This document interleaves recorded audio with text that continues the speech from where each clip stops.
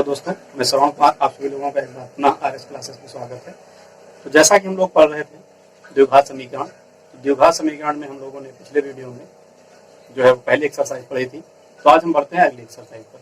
तो अगले एक्सरसाइज पे जो आपको पहला क्वेश्चन दिया गया उसमें ये कहा गया कि गुणनखंड के द्वारा निम्न समीकरणों को हल करना। हल करने का मतलब आपका ये है कि उसका मान निकालना है। मान निकालने का मतलब जो एक्स का मान निकलेगा वही उस समीकरण के मूल भी होंगे। इसको भी आप याद रखना है कि अगर बाय द वे कह दे कोई समीकरण आपको दे दिया जाए और कहे कि उसके मूल ज्ञात करिए, तो मूल ज्ञात करने का मतलब उसको हल करके एक्स की वैल्यू निकालनी है। एक्स के जो मान होंगे वही जो है उस समीकरण के मूल होंगे। तो आइए देखते हैं इसमें। तो देखिएगा, इस पहले क्वेश्चन में आपको 5 पार्ट दिए गए हैं। पहला पार्ट है x² - 3x - 10, दूसरा ये, तीसरा ये, चौथा, पांचवा, ये पार्ट आपको दिए गए हैं। तो आइए देखते हैं इसको हम गुणनखंड विधि द्वारा। तो पहला पार्ट है इसका x², ये हल है यहाँ पे, x² - 3x - 10 बराबर 0। अब देखिए गुणनखंड हम लोगों ने पिछली कक्षा 9 में भी पढ़ा था और यहाँ भी देखिएगा गुणनखंड किया कैसे जाता। सबसे पहले तो आप इस चिन्ह को देखेंगे, ये इस चिन्ह का बहुत महत्वपूर्ण है इस गुणनखंड को करने में। जैसे ये 10 आपको दिया गया, तो 10 के ऐसे गुणनखंड आपको करने हैं। अगर यहाँ माइनस होगा तो ये x वाले की गुणांक में जो संख्या है वो घटाने पे आई चाहिए, और यदि ये प्लस है तो ये वाली संख्या जो है वो इन दोनों का जो गुणनखंड है वो जोड़ने पे आना चाहिए। ये ध्यान रखेंगे। जैसे 10 है तो 10 के गुणनखंड करिएगा तो उन दोनों, जब यहाँ माइनस है तो दोनों को घटाइए, 10 के गुणनखंड करिए और उन दोनों को घटाइए, 3 आ जाए, उनका अंतर जो है वो 3 होना चाहिए और गुणनफल जो है वो 10 होना चाहिए। तो देखिए 10 का अगर हम बात करें तो 10 को लिख सकते हैं 5 × 2, 5 दूनी 10, और 5 और को 2 से माइनस कर देंगे तो 3 मिल जाएगा। तो यहाँ से जो आपको मिलेगा वो हो जाएगा x²। अब इसके स्थान पे हम लिखेंगे 5 - 2x - 10 बराबर 0। अब इसको ओपन कर देंगे, x² माइनस का 5x हो जाएगा, माइनस माइनस देखिए प्लस का 2x हो जाएगा, माइनस का 10 बराबर 0 हो जाना है। यहाँ से x कॉमन ले लीजिए, x कॉमन लेंगे तो ये आपका बचेगा x - 5 और प्लस का यहाँ से 2 कॉमन लीजिएगा तो ये बचेगा आपका x - 5 बराबर 0। अब देखिएगा, जब एक चीज ये ध्यान रखिए कि जो चिन्ह दो इधर और दो इधर के बीच में यहाँ पर जो चिन्ह होगा यहाँ सदैव वो चिन्ह कॉमन होगा। इस बात को आप ध्यान रखेंगे और साथ ही साथ जो पहले ब्रैकेट में वैल्यू आई है वही दूसरे ब्रैकेट में भी आनी चाहिए। तो यहाँ से अगर हम देखें तो टोटल से जो है वो x - 5 कॉमन है, तो ये आपका बचेगा x + 2 बराबर का 0। अब एक चीज, अब देखिएगा एक बार इसको बराबर करिएगा, यदि x - 5 बराबर 0, भाई ये 0, इन दोनों का गुणनफल जो है 0 होने का मतलब ये है या तो ये 0 होगा या फिर ये 0 होगा, या दोनों का मान 0 होगा, तभी इन दोनों का जो गुणनफल है वो 0 होगा। तो एक बार इसको हम 0 के बराबर करते हैं तो यहाँ से x की वैल्यू जो आएगी 5 आएगी। फिर पुनः यदि x + 2 बराबर 0 है तो यहाँ से जो x की वैल्यू आएगी वो -2 आएगी। अतः x बराबर जो आपको मान मिले वो -2 और 5 मिले। तो ये हो गया इसके पहले समीकरण का हल। तो हल करने का मतलब है x की वैल्यू आपको हल करके निकालनी। यहाँ पर जो विधि आपको प्रयोग करना है वो गुणनखंड विधि प्रयोग करना है। तो ये आपकी होती है गुणनखंड विधि। आप लिखना चाहे तो यहाँ पे लिख सकते हैं, भाई क्वेश्चन ऊपर दिया है, लिखने को हो सकता नहीं, गुणनखंड विधि से हल करना है, तो हमने गुणनखंड विधि से इसको हल कर दिया। तो आइए देखते हैं इसका हम सेकंड पार्ट आपको क्या दिया गया है। या सेकंड पार्ट आपको दिया x² + x - 6 बराबर 0।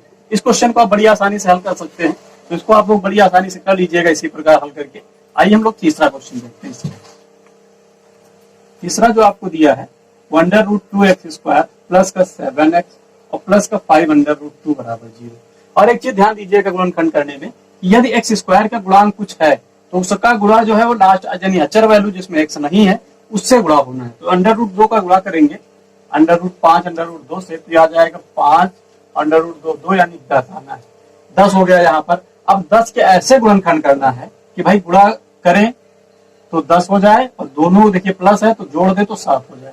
तो 5 दूनी 10, 5 और 2 का गुणा करेंगे 10 हो जाएगा और 5 2 को जोड़ देंगे तो 7 हो जाएगा। तो अब इसका मतलब इससे इसका गुणा कर दिया तो इसको हटाना नहीं, ये जहां का तहां ऐसे ही लिखा रहेगा, इसको ऐसे ही लिखा रहने देना है। 7 के स्थान पे लिखेंगे हम 5 + 2 x और प्लस का हो जाएगा ये 5√2 बराबर 0 हो जाना। तो एक चीज यहाँ से अब इसको ब्रैकेट ओपन कर दीजिएगा, x² प्लस का 5x प्लस का 2x और प्लस का 5√2 बराबर यहाँ से 0 हो जाना है। अब देखिएगा √2 तो यहाँ से अगर हम देखें तो सिर्फ यहाँ से जो कॉमन है वो x कॉमन, यहाँ से अंडर रूट 2x बचेगा और प्लस का 5 बच जाएगा, और प्लस 2 का मतलब हो गया under root 2 into under root 2 को हम लिख सकते हैं अंडर रूट 2। तो यहाँ से जो है वो अंडर रूट 2 कॉमन दिखाई दे रहा है, और यहाँ से आपका एक अंडर रूट 2 बच जाएगा भाई। इसका 2 का मतलब हो गया कि ये अंडर रूट 2 गुणे अंडर रूट 2 लिखा हुआ, तो एक कॉमन हो जाएगा, तो एक आपका अंडर रूट 2 बच जाएगा और x बचेगा, तो यहाँ से अंडर रूट 2 निकल गया तो 5 बचेगा बराबर 0 होगा। अब देखिएगा यहाँ से टोटल से अगर हम देखें तो अंडर रूट 2x प्लस 5 जो है वो कॉमन है, और ये जो बचेगा वो x अंडर रूट 2 बचेगा बराबर 0 हो जाएगा। तो यहाँ से अब देखिएगा x का मान निकालना है, तो एक बार जो है इसको 0 कर दीजिएगा। यदि अंडर रूट 2x प्लस 5 बराबर 0, तो यहाँ से अंडर रूट 2x बराबर आपको -5 मिलेगा, यानी x बराबर जो मिलेगा -5 अपान अंडर रूट 2 मिलेगा। फिर पुनः यदि x प्लस अंडर रूट 2 बराबर 0 है, तो यहाँ से x बराबर माइनस अंडर रूट 2 हो जाएगा। तो रहता x की जो वैल्यू मिली -5 अपान अंडर रूट 2, और दूसरी जो वैल्यू मिली वो माइनस अंडर रूट 2। ये हो जाएगा इस समीकरण का हल। तो इसको हल करना था आपको सिर्फ, तो ये हमारा हो गया क्वेश्चन नंबर 3 गुणनखंड विधि से। तो हमने देखा कि बड़ी आसानी से भाई हम लोग गुणनखंड जो है 9th में पढ़ भी चुके हैं, तो गुणनखंड द्वारा जो बड़ी आसानी से आप इन क्वेश्चन को हल कर सकते हैं। तो आइए देखते हैं इसका हम अगला पार्ट। इसका चौथा पार्ट आपको दिया है 2x² minus x plus 1 upon बराबर 0। तो देखिए इसके बटे 1 करके एलसीएम ले लीजिएगा, तो यहाँ से 8 एलसीएम मिल जाएगा।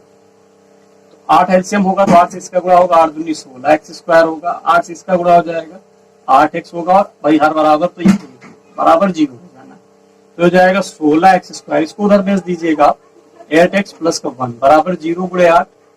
फिर यहाँ से 16x² माइनस का 8x और प्लस का 1 बराबर 0 हो जाएगा।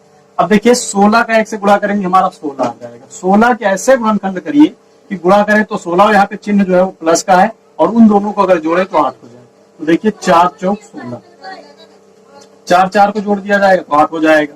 इस तरीके से ये हो जाएगा 16x² minus 4 plus 4 x plus का 1 बराबर 0 हो जाना है। यहाँ से बराबर ये हो जाएगा 16x² माइनस का 4x माइनस का 4x प्लस का 1 बराबर 0।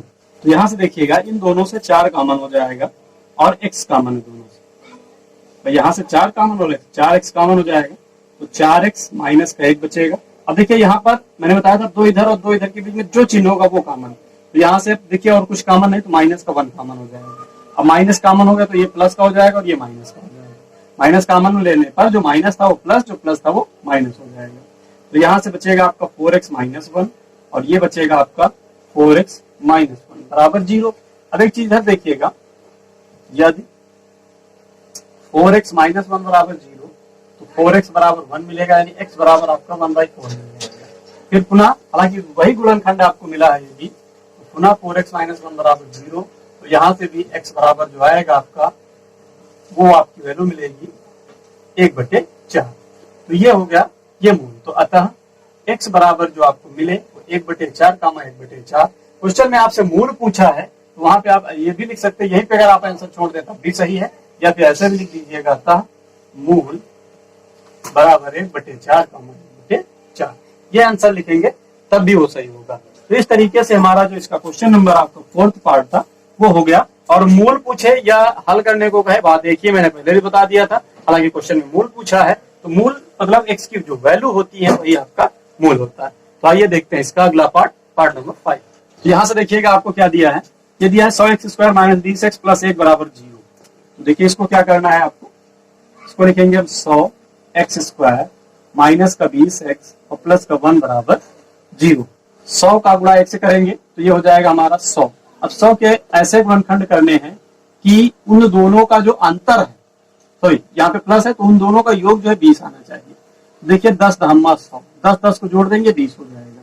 तो ये हो जाएगा 100x² और यहाँ से लिखेंगे इसको 10 प्लस 10 x और प्लस का 1 बराबर 0 हो जाएगा। तो ये हो जाएगा आपका 100x² ब्रैकेट ओपन करेंगे तो माइनस का 10x हो जाएगा, प्लस माइनस माइनस का 10x और प्लस का 1 बराबर 0। तो यहाँ से देखें तो 10 कॉमन है और x कॉमन है, तो 10 दहम्मा 100 10 बच जाएगा, x बचेगा, माइनस का 1 बचेगा। यहाँ से -1, कुछ नहीं कॉमन तो -1 कॉमन ले लीजिएगा, ये हो जाएगा 10x, माइनस कॉमन हुआ तो ये हो जाएगा -1 बराबर 0। तो टोटल से अगर हम देखें तो 10x - 1 बचा, कॉमन हो जाएगा और ये 10x - 1 बराबर 0 हो गया। फिर यदि तो देखिए एक एक को 0 के बराबर करिएगा तो 10x - 1 बराबर 0, यानी ये आपका हो जाएगा 10x बराबर 1। तो यहाँ से x बराबर जो मिला वो 1/10 मिलेगा। फिर पुनः यदि 10x - 1 बराबर 0, तो यहाँ से जो वैल्यू मिलेगी आपको वो 1 मिलेगी, यानी x बराबर 1/10 मिल जाएगा। ये हो गया। अब इस तरीके से देखा हमने x की जो वैल्यू आई हमारी वो जो है वो एक ही है, यानी 1/10 1/10 आ गया। तो अतः जो मूल हमारे हुए वो 1/10, 1/10 हो जाएंगे, यानी जो x की वैल्यू होगी वही जो है आपका मूल हो जाएगा। तो इस तरीके से ये हमारा पहला क्वेश्चन जो है वो कंप्लीट हुआ। तो आइए हम लोग बढ़ते हैं अगले क्वेश्चन पर।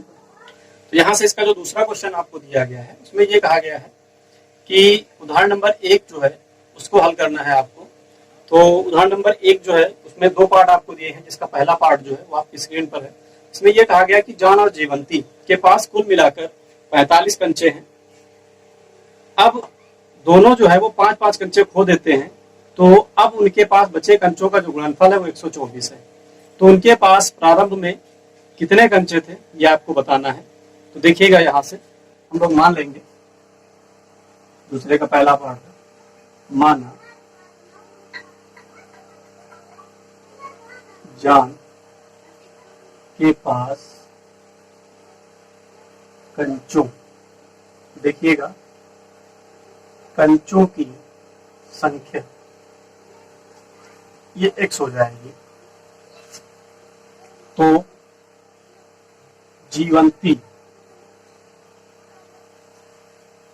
के पास कंचों की संख्या बराबर, देखिए दोनों का जो योग था कुल मिलाकर दोनों के पास 45 कंचे थे। तो एक के पास x है तो दूसरे के पास कितने बचेंगे, वो होंगे 45 माइनस x। ये हो गया। अब क्वेश्चन में उसने ये कहा था कि 5-5 कंचे खो दिए। यहां से लिखेंगे जब दोनों 5-5 कंचे खो देते हैं तो अब देखिए, तो उस समय जॉन के पास कंचों की संख्या क्या होगी खोने के बाद,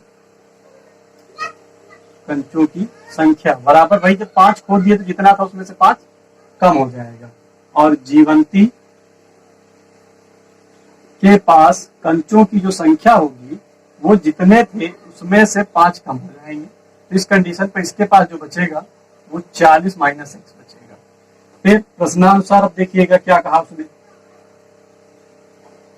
प्रश्नानुसार उसने ये कहा कि जो बचे कंचे हैं उनका जो गुणनफल है वो आपका जो है वो 124 दिया है। यहां से लिखेंगे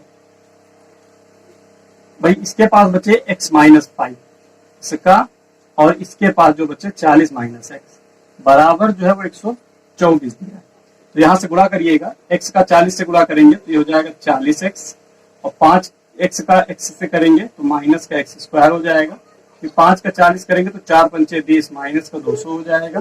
फिर माइनस माइनस जो है वो प्लस हो जाएगा और 5x आएगा बराबर 124। सबको उधर भेज दीजिएगा यहाँ से। तो देखिए कितना बचेगा आपका, ये 0 हो जाएगा, ये उधर जाएगा प्लस का x स्क्वायर होगा, और ये हो जाएगा आपका 40x और प्लस 5 उधर जाएगा माइनस का 45x, इधर का प्लस होगा तो उधर जाएगा माइनस 45x हो जाएगा, और प्लस का 200 और प्लस 124। अब देखिए यहाँ से इसको अगर हम लिखे तो लिख सकते हैं x स्क्वायर माइनस 45x। अब 200 और 124 जोड़ दीजिएगा, 200 124 जोड़ेंगे तो ये हो जाएगा 324, और बराबर जो बचेगा वो 0। अब देखिए 324 के ऐसे गुणनखंड करिए कि गुणा इन दोनों का गुणा किया जाए तो 324 हो, और उन दोनों का जो योग होना चाहिए वो 45 हो जाए। तो देखिए 324 के गुणनखंड कर लीजिए इधर, 324 को 2 से काटिएगा ये हो जाएगा 162, फिर 2 से काटेंगे 81, फिर 3 से काटिएगा 3 दूनी 6 और 7 तरीके 21, फिर 3 से 9, फिर 3 से 3, फिर 3 से काटिएगा तो 1 आ जाएगा। अब देखिए इसमें ऐसे फैक्टर आपको बनाना है कि उनका जो है गुणनफल 324 होना चाहिए, योग जो है 45 होना चाहिए। 2 दूना 4, 4 3 12 और 12 3 36, 36 और 9। देखिएगा 36 और 9 का अगर हम गुणा करेंगे तो 9 6 54 और 9 3 27 5 32 हो जाएगा। वो योग करके देख लीजिए, योग जो है उनका अगर 45 आ रहा है ठीक, 6 9 6 15 और 3 1 4, ये फैक्टर हमारे लिए उचित होगा। इसका भाई 324 का। इसके अगर हम गुणनखंड करेंगे तो इन दोनों जो फैक्टर होंगे, इन दोनों के यानी गुणनखंड होंगे, वो उनका जो योग है वो 45 हो जाएगा, गुणनफल जो है 324 रहेगा। तो ये हो जाएगा एक्स स्क्वायर माइनस, इसके स्थान पर लिखेंगे 36 प्लस 9 एक्स और प्लस 324 बराबर 0 हो जाना है। तो यहाँ से आपका बचेगा एक्स स्क्वायर, ओपन कर दीजिएगा, तो 36x plus minus minus x 9x और प्लस का 324 बराबर 0 हो जाएगा। यहाँ से देखिएगा आगे, यहाँ से बचेगा एक्स स्क्वायर। अब देखिए यहाँ से x कॉमन है आपका, सिर्फ x कॉमन ले लीजिएगा, ये बचेगा आपका x माइनस 36 और माइनस का 9 कॉमन, तो x माइनस ये 36 बचेगा बराबर 0। तो यहाँ से x माइनस 36 टोटल से कॉमन हो जाएगा और ये आपका बचेगा x माइनस 9 बराबर 0, ये हो गया। अब देखिएगा यदि x माइनस 36, x माइनस 36 बराबर 0 होगा तो x बराबर आपका जो बचेगा वो 36 हो जाएगा। फिर पुनः यदि x बराबर 9, x माइनस 9 बराबर 0 तो x बराबर 9। अब देखिए एक चीज, यदि जान के पास जैसे x माना था तो यहां से लिखेंगे यदि जॉन के पास 36 कंचे हैं, भाई एक x की वैल्यू 36 आई, एक 9 आई, 36 कंचे हैं, तो जीवंती के पास 45 माइनस 36 9 कंचे होंगे। और यदि जॉन के पास, दूसरी कंडीशन ले लीजिए x बराबर 9, और यदि जॉन के पास 9 कंचे हैं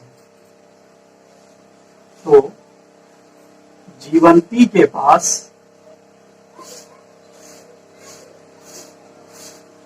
45 माइनस 9 अर्थात 36 कंचे होंगे। ये हो गया इसका आंसर। यदि जो दूसरे का पहला पार्ट था उसका ये आंसर हो गया। भाई एक्स की दो वैल्यू आई, एक 36 एक 9, तो अगर जान के पास 36 तो उसके पास 9, और जब जान के पास 9 तो जीवंती के पास 36। तो ये हो गया इसका दूसरा पार्ट, दूसरे का पहला पार्ट। और देखिए इसमें दूसरे का जो सेकंड पार्ट आपको दिया गया इसमें ये कहा गया है कि एक कुटीर उद्योग एक दिन में कुछ खिलौने निर्मित करता है। प्रत्येक खिलौने का मूल्य 55 रुपए में से उस दिन निर्मित किए गए खिलौनों की संख्या को घटाने पर प्राप्त होता है। तो उस दिन कुल खिलौनों के निर्माण में कुल लागत 750 रुपए है।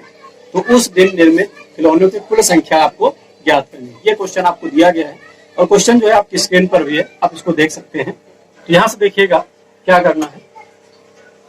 दूसरे का सेकंड पार्ट है ये आपका, तो इसमें हम ये मान लेंगे, माना उस विशेष दिन निर्मित खिलौनों की संख्या बराबर, ये हो गया x। मान लिया उस विशेष दिन जो है निर्मित खिलौनों की संख्या जो है वो x हो गई, तो प्रत्येक खिलौने का मूल्य, अब देखिए प्रत्येक खिलौने का जो मूल्य है वो 55 में से उस दिन निर्मित खिलौनों की संख्या से घटाने से प्राप्त होता है। तो इसका मतलब कि 55 माइनस x रुपया, इतने रुपया जो है वो प्रत्येक खिलौने की कीमत हो जाएगी। अब भाई उस दिन जो निर्मित हुए थे खिलौनों की संख्या वो x रुपये थी और प्रत्येक खिलौने का जो मूल्य था इतना हो गया। तो सभी, या ऐसे लिखिएगा, तो उस दिन उस दिन निर्मित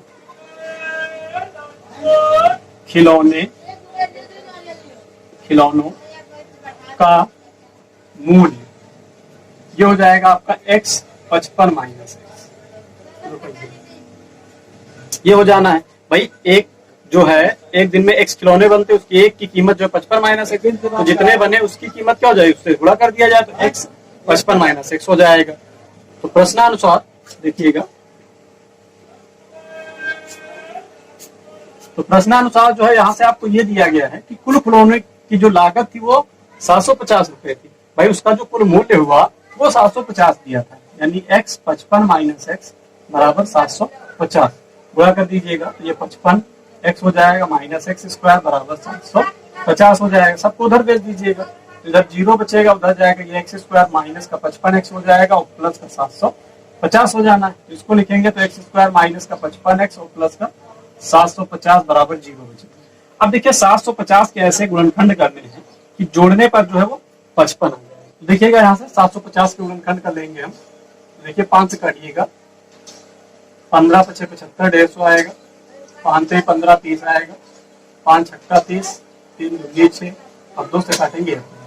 अब यहाँ से ये देखिएगा, अगर हम जहाँ 25 हो जाएगा और 5 से 15 दूना 30, तो यानी 750 को अगर हम देखें तो 25 और 30 का अगर गुणा करें तो 750 हो जाएगा, और इन दोनों को अगर जोड़ दें तो 55 मिल जाएगा हमको यहाँ से। तो ये देखिएगा आपका हो जाएगा एक्स स्क्वायर, और ये होगा आपका, इसके स्थान पर लिखेंगे 30 प्लस 25 एक्स और प्लस का 750 बराबर 0। तो यहाँ से x कॉमन हो जाएगा, x कॉमन नहीं होगा ना, पहले ब्रैकेट ओपन करेंगे, माइनस का बचेगा 30x और माइनस का 25 है, तो प्लस 750 बचेगा यहाँ से बराबर 0 हो जाएगा।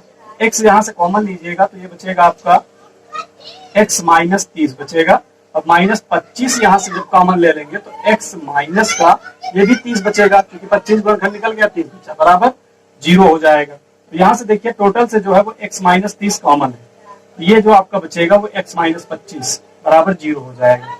तो यहाँ से आगे देखें तो यदि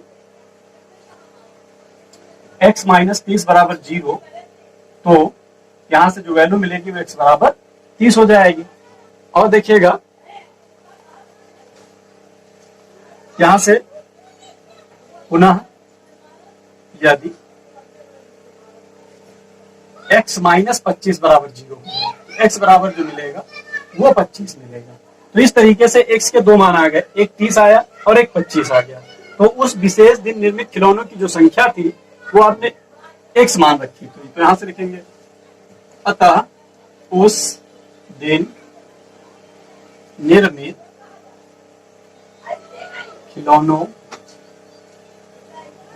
की संख्या बराबर, संख्या जो हो जाएगी आपकी x बराबर वो 25 या 30, ये आपका जो होगा वो आंसर हो जाएगा। भाई मैं x मान रखी थी तो x की दो वैल्यू आई, एक 25 और एक 30। जब 30 निर्मित होंगे तो उसके मूल्य में कमी हो जाएगी, और जब 25 निर्मित होंगे तो उसके मूल्य में वृद्धि हो जाएगी। तो ये है उस विशेष दिन निर्मित जो खिलौनों की संख्या है वो 25 या 30 है। तो इस तरीके से जो है हमारा क्वेश्चन नंबर जो आपका सेकंड पार्ट था वो हो गया। तो ये दोनों जो है क्वेश्चन में ये कहा था कि उदाहरण नंबर 1 में दिए गए प्रश्नों को हल करना है, प्रश्न को हल करना है। तो उदाहरण नंबर 1 जो था उसमें 2 पार्ट दिए थे, दोनों का आपका हल हो गया। तो आइए हम लोग चलते हैं अगले क्वेश्चन।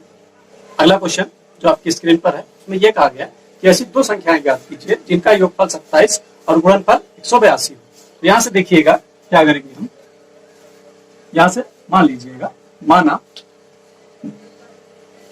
पहली संख्या बराबर x, तो यहाँ से हमने पहली संख्या x मान ली, तो ऐसी दो संख्याएं ज्ञात करनी है। तो देखिएगा तो दूसरी संख्या भाई इनका योग जो है वो 27 है।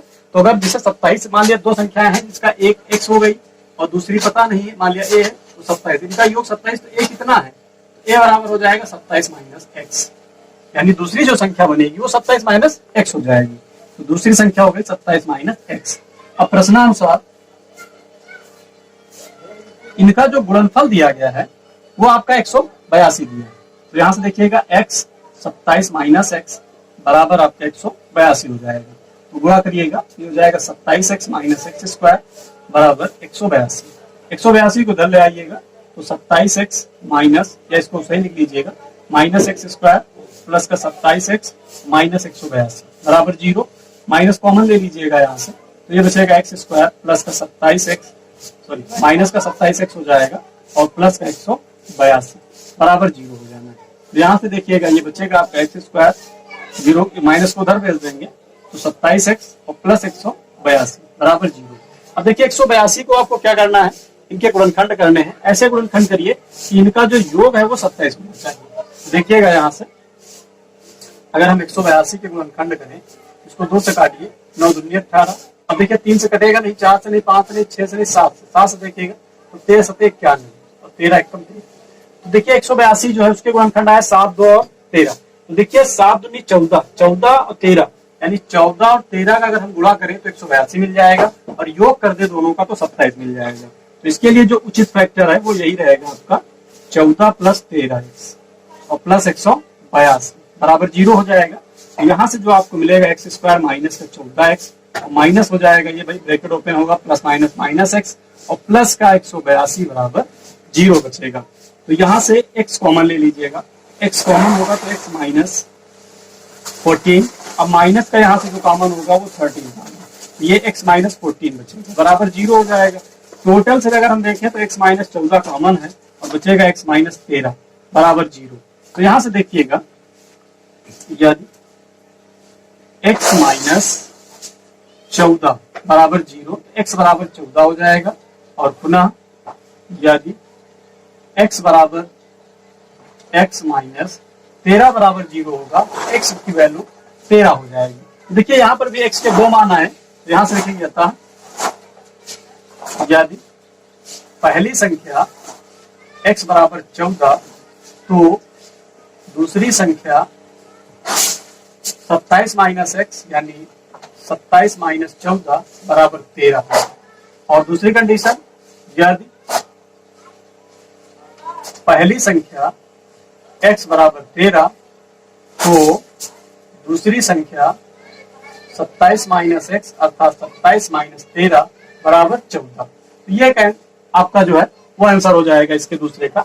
अगर देखिए 2 संख्याएं आई, एक 13 और एक 14, यदि पहली संख्या जो है वो आपकी अगर 14 है तो दूसरी 13 होगी, यदि पहली 13 है तो दूसरी जो होगी वो 14 होगी। तो 2 संख्याएं आपकी कौन कौन सी आ गई, 13 और 14। तो ये हो गया आपका इसका क्वेश्चन नंबर 3 का आंसर। तो इस तरीके से जो भी क्वेश्चन दिए गए हैं उनका गुणनखंड हम बड़ी आसानी से कर सकते हैं। चौथा नंबर क्वेश्चन जो है वो आपकी स्क्रीन पर दिख रहा है। ऐसे 2 क्रमागत धन पूर्णांक याद करिए जिनके वर्गों का योग 365 है। तो देखिए यहाँ से वर्गों का योग जो है वो 365 आपको निकालना है। तो ये क्वेश्चन जो है आप स्वयं हल करेंगे, बड़ी आसानी से इसी प्रकार जो है आप कर सकते हैं। तो आइए हम लोग देखते हैं इसका अगला क्वेश्चन। इसका जो अगला क्वेश्चन दिया गया है क्वेश्चन नंबर 5, उसमें यह कहा गया कि एक समकोण त्रिभुज की ऊंचाई उसके आधार से 7 सेंटीमीटर कम है। यदि कर्ण 13 सेंटीमीटर हो तो अन्य 2 भुजाएं ज्ञात करना है। तो देखिए इसमें क्या करना है, एक समकोण त्रिभुज दिया गया है, इस बात को भी ध्यान रखना है आपको। त्रिभुज की प्रकृति क्या है, यहां से हम लिखेंगे माना समकोण त्रिभुज का आधार बराबर x सेंटीमीटर। तो समकोण त्रिभुज की ऊंचाई, देखिए ऊंचाई जो है वो आधार से 7 सेंटीमीटर कम है।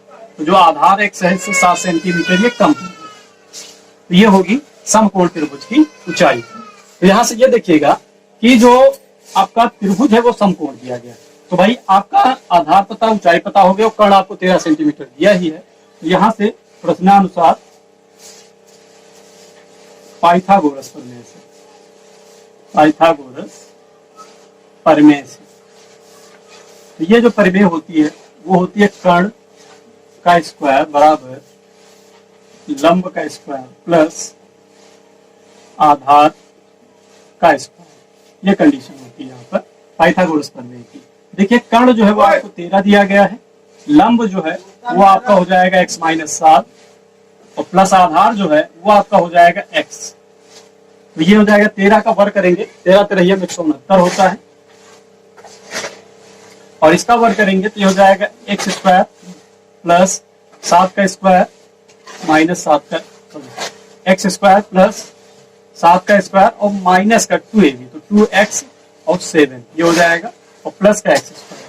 तो यहाँ से बचेगा, उसको उधर भेज दीजिएगा, तो एक्स स्क्वायर 2x स्क्वायर हो जाएगा, और 7 7 49 हो जाएगा, माइनस 7 दूनी 14x, और माइनस 169 आ जाएगा इधर।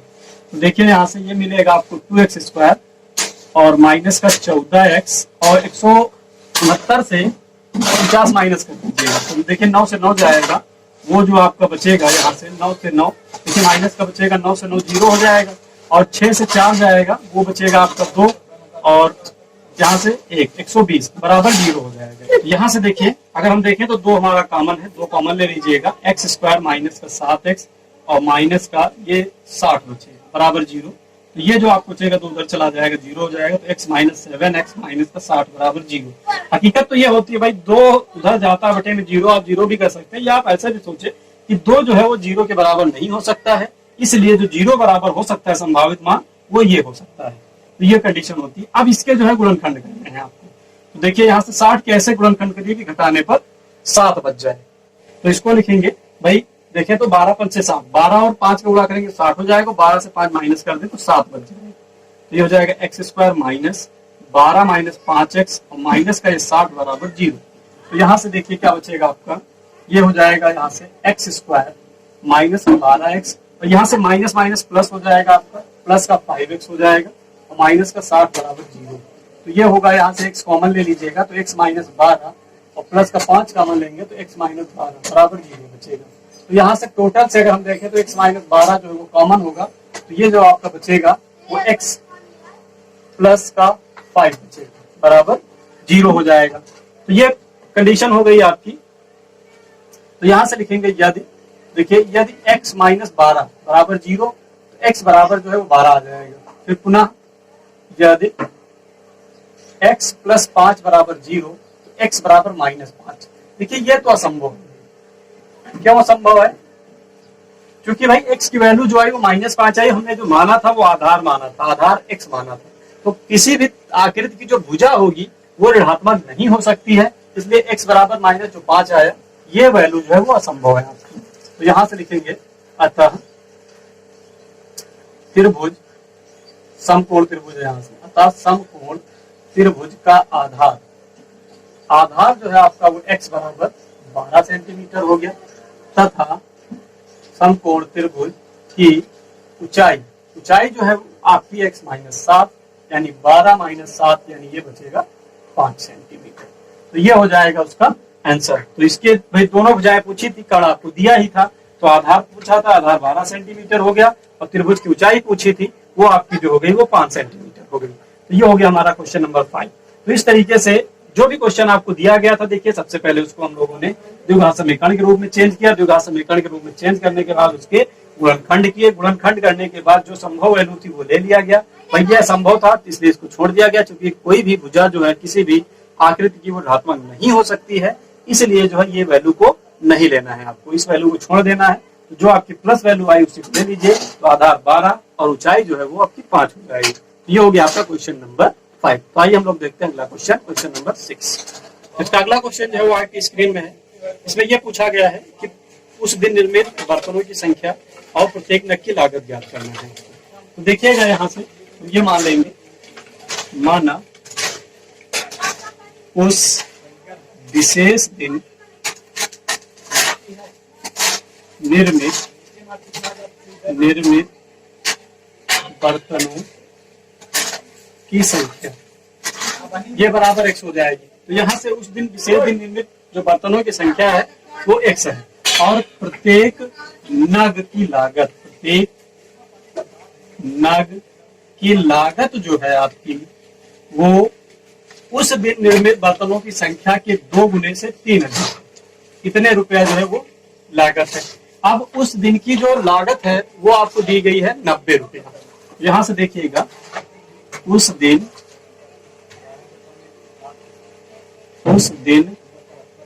निर्मित बर्तनों की लागत, तो लागत जो होगी वो आपकी हो जाएगी x और 2x प्लस 3, इतनी लागत हो जाएगी उस दिन निर्मित बर्तनों की लागत। और कुल लागत जो है वो 90 रुपया दी है, तो इसका मतलब ये जो है वो 90 रुपया हो जाएगा। यहाँ से ये प्रश्नानुसार लिखिएगा, या इसको ऐसे भी कर सकते हैं। ये लागत हो गई आपकी। तो प्रश्नानुसार जो लागत है वो आपकी है 90 रुपया उस दिन की। ये क्वेश्चन में आपको दे रखा है। तो यहां से देखिएगा, इसका गुणा करें अगर हम तो ये हो जाएगा 2x² प्लस का 3x बराबर का 90। 90 को इधर ले आइए, तो 2x² प्लस का 3x और माइनस 90 बराबर 0 हो जाएगा। तो देखिए यहाँ पे x² के गुणांक में 2 दिया, 2 का गुणा आप 90 से करेंगे तो 180 हो जाएगा। तो 180 के ऐसे गुणनखंड करिए कि घटाने पर जो है वो आपका 3 बचे। तो देखिएगा 180 के गुणनखंड कर लीजिएगा। चलिए 2 से काटिए 90 आ जाएगा, फिर 2 से काटेंगे 45 हो जाएगा, फिर 5 से काटिएगा तो 9 पचे 45 हो जाएगा, 3 और 3। तो ये गुणनखंड हो गया आपके। तो देखिएगा यहाँ से क्या करेंगे हम भाई, 5 और 3 का गुणा करेंगे 15 हो जाएगा, 2 दूनी 4 और 4 से 12। तो 15 गुणे अगर हम 12 करें तो इसका गुणनफल 180 होगा और दोनों का जो अंतर है वो आपका 3 मिल जाएगा। तो यहाँ से ये हो जाएगा 2x² और प्लस का ये लिखेंगे 15 प्लस 15 माइनस 12 x और माइनस 90 बराबर 0 हो जाएगा। तो यहाँ से जो मिलेगा आपको 2x² और प्लस का ये मिलेगा 15x और माइनस का 12x और माइनस का 90 बराबर 0। तो यहाँ से देखिएगा भाई 2 तो कॉमन नहीं, सिर्फ x कॉमन है। तो ये हो जाएगा आपका 2x प्लस का 15 माइनस का 12 कॉमन, सॉरी 12 नहीं कॉमन होगा यहाँ पे, यहाँ से माइनस का 6 कॉमन हो जाएगा। तो 6 दूनी 12 हो जाएगा, तो 6 कॉमन हुआ यहाँ से। अब यहाँ से जो आपका बचेगा 15 छक्का 90 प्लस का 15 बच जाएगा बराबर 0। तो यहाँ से जो आपको मिलेगा टोटल वो 2x प्लस 15 जो है प्लस 15 जो है वो कॉमन होगा और x माइनस 6 बराबर ये 0 मिल जाएगा। तो यहाँ से 2 वैल्यू आपको ये मिलेगी। अब देखिएगा यहाँ से उसी प्रकार जैसे हम पिछले क्वेश्चनों में करते आ रहे हैं, एक को 0 के बराबर करिए फिर दूसरे को। तो यहाँ से करेंगे यदि 2x प्लस 15 बराबर 0, तो 2x बराबर जो हो बचेगा माइनस का 15, x बराबर जो वैल्यू आपको मिलेगी वो माइनस 15/2 मिलेगी। ये तो असंभव है। क्यों असंभव है? क्योंकि देखिए भाई जो हमने x माना है वो निर्मित बर्तनों की संख्या मानी है, और किसी दिन ऐसा तो है नहीं कि जो बर्तनों की संख्या होगी ऋणात्मक हो जाएगी, यानी 0 से भी कम जाएगा, ऐसा नहीं। तो ये तो असंभव हो गया। फिर पुनः यदि x माइनस 6 बराबर 0, x की जो वैल्यू आएगी वो 6 आएगी। तो इसका मतलब उस दिन जो निर्मित बर्तनों की संख्या है वो x है। तो यहां से लिखेंगे अतः निर्मित, उस दिन लिख लीजिएगा क्योंकि पूरे नहीं, उस दिन निर्मित बर्तनों की संख्या ये हो जाएगी आपकी x माना गया, x बराबर 6। और प्रत्येक नग की लागत भी पूछा उसने, वह प्रत्येक नग की लागत, तो प्रत्येक नग की जो लागत है वो आपकी दी गई 2x प्लस 3। तो देखिएगा यहाँ से 2 गुणे 6 प्लस 3, ये हो जाएगा 6 दूनी 12 3 15। ये आपका आंसर हो जाएगा। यानी प्रत्येक नग की जो लागत है वो 15 रुपया और बर्तनों की उस दिन जो बर्तन निर्मित हुए उसकी जो संख्या है वो 6 रुपया होगी। तो ये हो गया आपका क्वेश्चन नंबर 6। तो आपकी ये प्रश्नावली जो है वो कंप्लीट हुई। तो आज के लिए इतना ही, मिलते हैं हम आगे नए एक्सरसाइज के साथ नए वीडियो में। और साथ ही साथ आप लोग भाई कमेंट लाइक शेयर जरूर करें। आप लोग वीडियो लाइक शेयर कमेंट तो करते ही नहीं है, साथ साथ इसको देखते हुए जैसे वीडियो ओपन किए बस तुरंत देखा बस फिर बैठ। तो भाई आप लोग पढ़ते रहिए। स्थिति क्या होगी वो बात की है कि यहाँ क्लासें ऑफलाइन हो पाएंगी या नहीं हो पाएंगी। तो आप लोग लगातार जो है अब हमारे संपर्क में रहिए और पूरा वीडियो देखिए। इसके मत करिए कि हाँ थोड़ा देख लिया बस ठीक हो जाएगा सब कर लेंगे, ऐसा नहीं है। पूरा वीडियो देखा करिए और साथ ही साथ आप लोग कमेंट करके ये भी बताते रहिए कि जो वीडियो है आपको कैसा लग रहा है, पसंद आ रहा है या नहीं आ रहा है। तो आज के लिए इतना ही, मिलते हैं अगले वीडियो।